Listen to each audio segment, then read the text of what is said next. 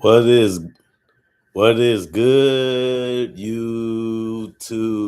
Quinn Wade coming to y'all with that hot topic analysis on the Analysis Playground live on YouTube, exclusively on air, of course, forever, as it is and as it should always be, even in the future. We're going to talk about a lot of topics today, whether it's a wave, a sign in, or news. James Harden had a contract dispute and he rejected return to the Rockets, which led to the Cleveland Cavaliers trade, is what they're saying. They're saying that it was a possibility that he might have went back to the Rockets since the Rockets are still trying to figure out their point guard situation. Obviously, James Harden would have gave them a good boost with his offense, his passing, and his scoring. Um, they still was looking for somebody that can fill it since Reed Shepard's having a little inconsistency with his scoring. Aaron Holiday hasn't been that great for the Rockets either. And then they're getting a lot of more playmaking out of Shingun, Kevin Durant, and obviously A-Man Thompson, but they still want the scoring, the speed, and the quickness that come with having a guard. And I know that James Harden ain't the fastest or the quickest guy, but he can put the ball in the basket multiple ways. And he can help bigs and guys get easier shots. He's been doing it a lot lately, these last couple years, so it made sense for them to be interested in him. But Harden representatives gauged interest from potential destinations as the Clippers struggled this season. Remember, they started off 6-21, and they were still 23-26, which means they were still below 500 even before they traded Harden. And even then, the Clippers did not look like championship contenders anyway. Even if they would have made it in to the playoffs, they would be a first round exit. Anyway, we're going to be honest. Obviously, the Rockets are still trying to figure out what they can do to improve their team, and adding James Harden was a guy they was interested in because Fred VanVleet tore his ACL before the season, and he's still going to be out for a significant amount of time. And we actually don't know as fans when he's going to be able to come back, and we don't even have an update on him anyway, how he's feeling and how things going. We're just going based off what they tell us when they choose to, and we haven't really heard much of it.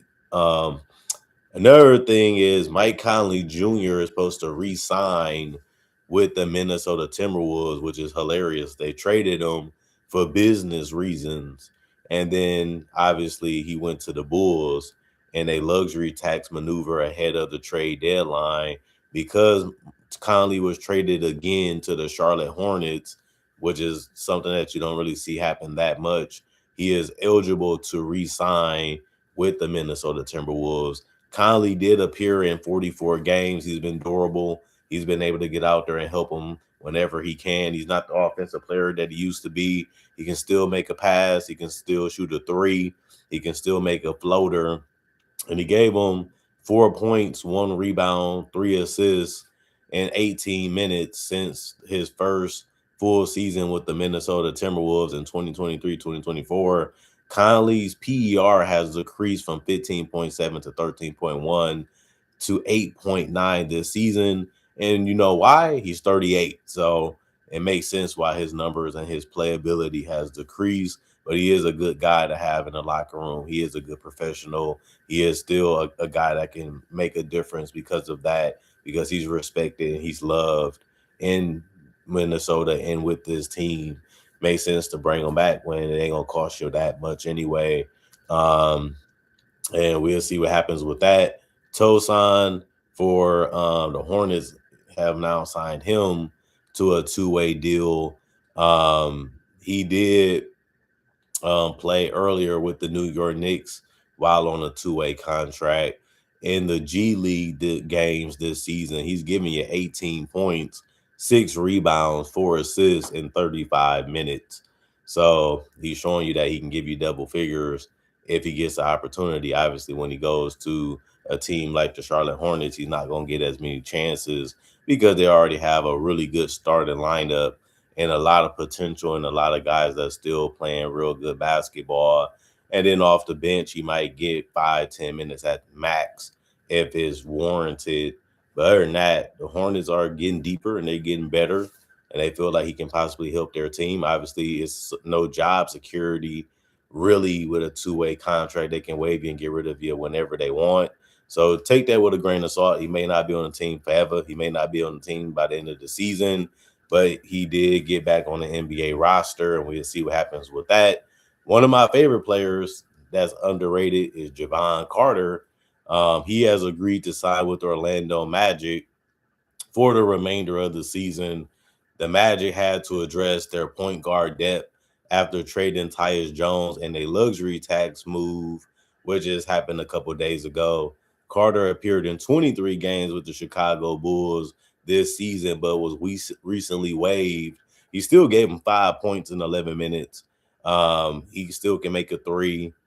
He's a good, solid defender for his position and his size, and he does know how to run the point guard position. So you have to be happy to have a player like him on a cheap contract that's going to come in and play hard and be available whenever it's needed and provide them some scoring punch off the bench whenever he plays.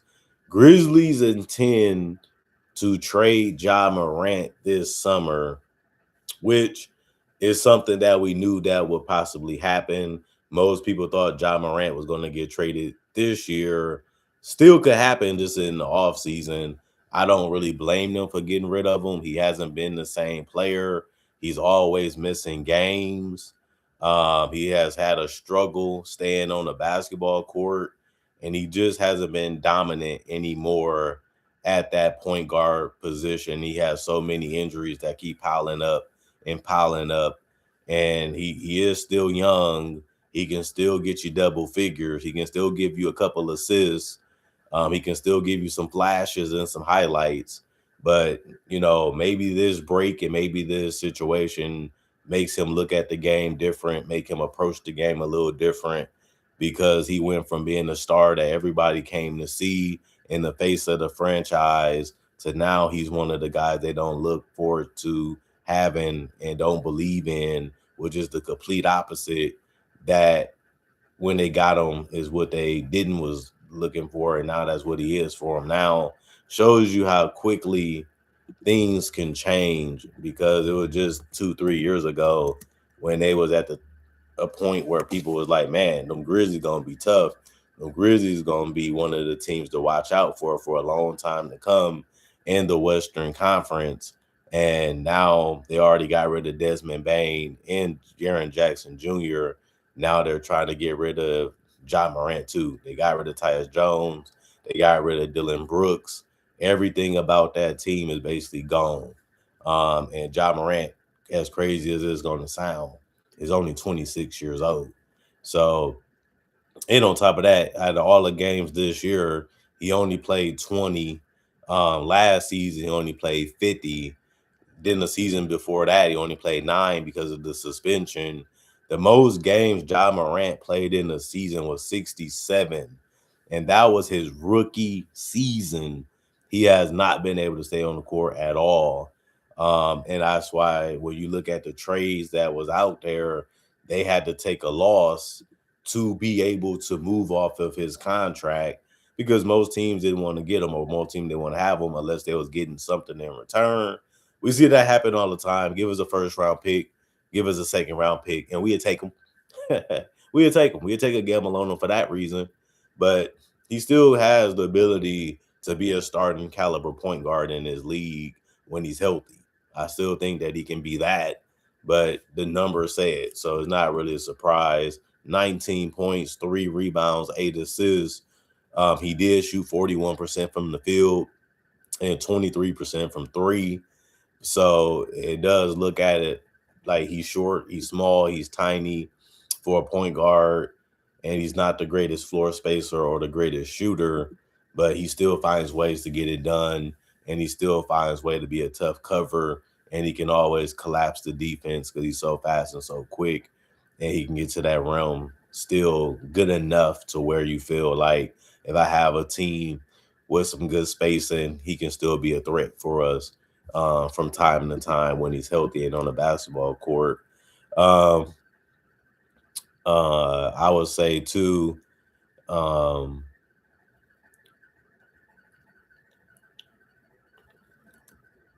There's some other free agents that ended up getting signed. There's one guy named Buddy Bohemian. He signed a two-way deal because the Oklahoma City Thunder decided to waive Chris Youngblood. Chris Youngblood was one of them guys that was happy to be in the NBA, happy to be with the Thunder, even though he didn't get a lot of playing time and he didn't get a lot of minutes. Now it sucks for him because he got waived. So that way they can go ahead and get somebody else to replace him. The Thunder is always making roster moves. They're always trying to find a way to get the best young talent that they can get. They also are good at developing young talent too and giving them chances, giving them opportunities. Obviously, they're locked into championship mode right now, and they feel like Buddy was an upgrade over Chris Youngblood. And why not make that move if you feel like he can give you more and he can be more for you? It's just how it is, and it's a cutthroat business. Everybody is looking out for what's best for them in the organization, and that's what the GM has to do. And they just feel like Youngblood just wasn't doing enough for him, so they try to find somebody that can do it better potentially. He's 6'5", 205 pounds, but he appeared in 9 games with the Oklahoma City Blue this season. Then he averaged 15 points, 4 rebounds, and 3 assists. He also got 1 steal in 30 minutes per game. The New York native spent 2 seasons with the Detroit Pistons in 2022 through 2024 and saw action in 20 games, which means he played in the NBA before. The Syracuse product in 2021 and 2022, he was an All ACC first team member and then appeared in 121 college games. And he started 94 of those out of the 121. And he did average 14 points, 2 rebounds, and 2 assists in the steal in 31 minutes per game across 4 seasons. So he looks like a guy that they really want to see what he can possibly be for them. And we'll see how that pans out for him and how it pans out for the Thunder. He's still on that try it, prove it type of contract. So he can still get waived. He can still get moved by the end of this season. And even if they do decide to keep him, he still will be a guy that if anything comes up or they find any other player that they like, he can get the same treatment like Youngblood and get waived and get moved. And then it's just about figuring out what's next with your agent and your team. Keshawn Gilbert,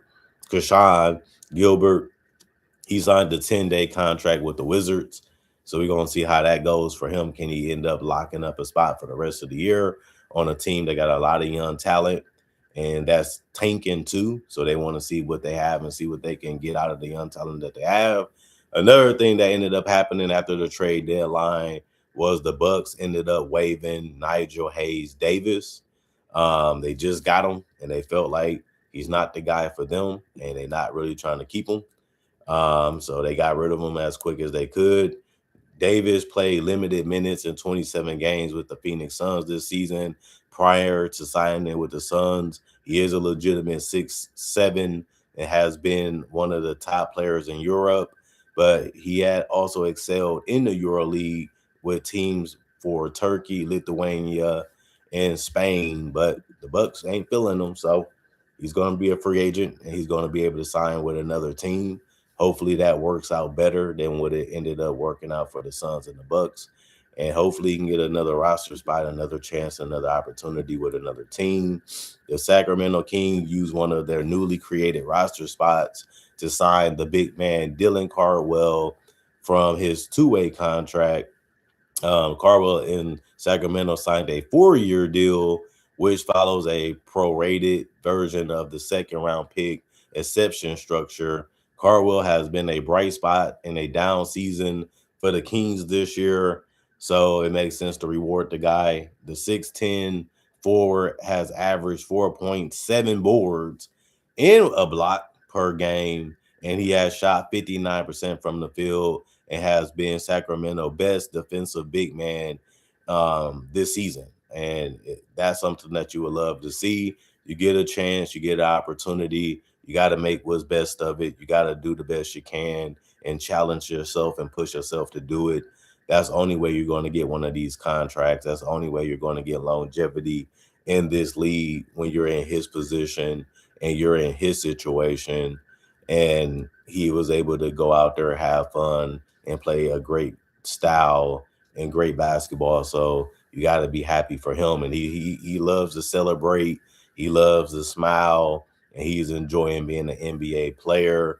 And the Sacramento Kings was loving and enjoying what he was doing on the basketball court. For them, the Atlanta Hawks are set to waive Inflel Dante uh too. So he's gonna be gone. They picked him up. Now he's gone. But the problem was Dante is out for the season with a torn ACL. Because of that, they don't want to keep him. They don't feel like he's worth keeping under contract or on a roster spot. They feel like they can get something better to keep helping them be a play-in or a playoff team. He can't do anything because he's injured. So they said, we got to get rid of this guy right now. And it's mainly because he can't contribute on the basketball court. So, and we don't know how he's going to be and how he's going to play when he does come back for his ACL injury. So we had just let him go and just try to find a way to get somebody else. The Brooklyn Nets have waived Hunter Tyson and Tyrese Martin on Thursday. They acquired Tyson alongside a second-round pick. They wanted the second-round pick more than Tyson, is basically what they were saying. We'll take him just to get the second-round pick from the Nuggets, which ended up making sense. Even then, Martin did average 7 points and 3 rebounds in 37 games, which is good considering the minutes and the opportunity that he got and the talent that he ended up playing with. But still wasn't good enough to impress the Nets to want to keep him and try him out a little bit more. And they let him go very quickly because that was only a day ago. And then obviously Tyrese Martin is a quality player, but they felt like he wasn't going to do much for them, and they didn't really keep him. They wasn't really interested in him, so they let him go. And then another big name that got waived was Chris Boucher.